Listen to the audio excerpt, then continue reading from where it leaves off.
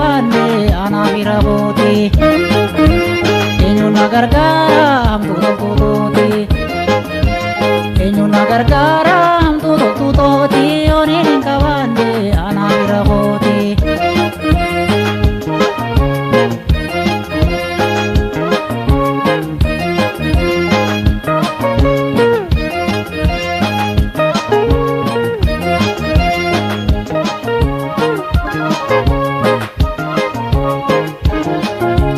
Namni ana qabu firaa fi firiyyoo roorroof jilbii baate hin ta'u hadiyyoo beekullee walii hirpaa walirraa nonga'u har'a walii boona kufeera fandaa'u.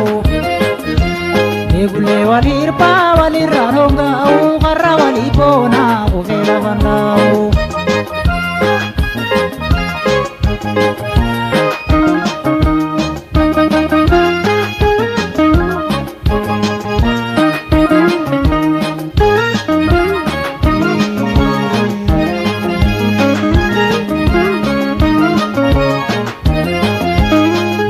Gargaaram tuutu tooti.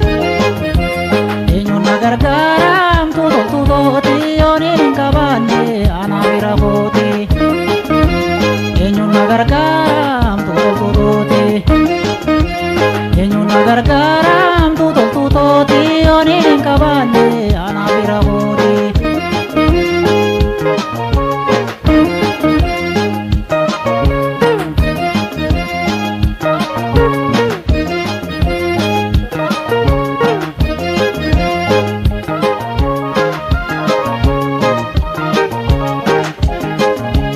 Gudeeda hogaari ana biyya tiiru foonkan koo gurraacha maaliin jijjiiru dirqii walii boona dhaloonni uumama fooyyee ni hubadha gaaddisni kanaama.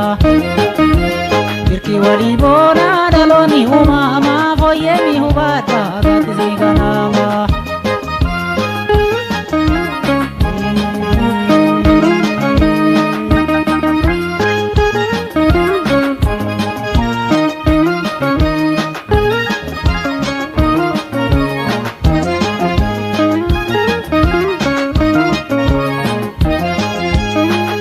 Gargaaram tuutu tooti. Eenyu na gargaaram tuutu tooti. Yooniin hin qabaanne anaaf bira buuti. Eenyu na gargaaram tuutu tooti.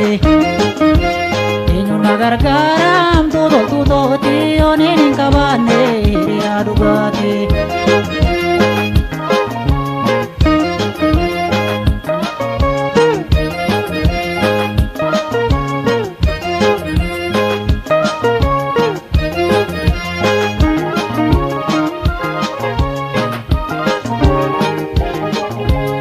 Abeeku ni beeka ana ilimiya kan beekne bobaara dhiiroo ibijeya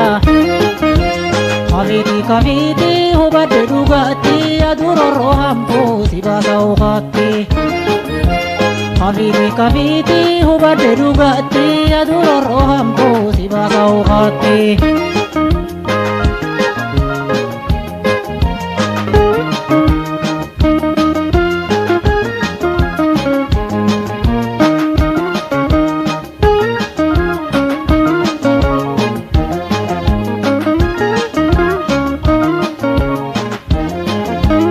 Eenyu na gargaaram tuutu tooti. Eenyu na gargaaram tuutu tooti. Yooniin hin qabaanne anaaf bira buuti. Eenyu na gargaaram tuutu tooti. Eenyu na gargaaram tuutu tooti. Yooniin hin qabaanne anaaf bira buuti. Yooniin hin qabaanne hiriyaa dhugaati.